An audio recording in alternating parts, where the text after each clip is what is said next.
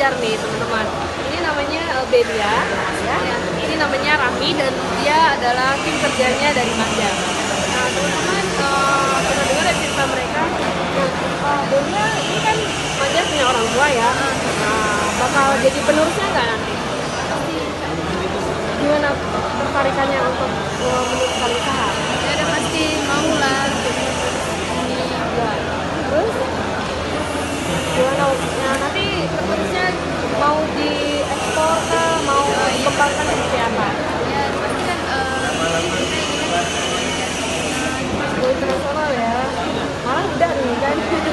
Cuma tinggal diteruskan aja. Nah kalau Raffi ini kan tadi katanya tim kerja. Biasanya sudah ngerjain apa aja?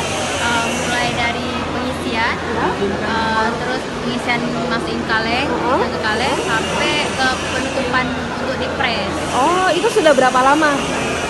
Dari bulan belum sudah hampir 6 bulan lah 6 bulan. 6 bulan ya. Nah, gimana kerja kesan-kesannya kerja di sini gimana?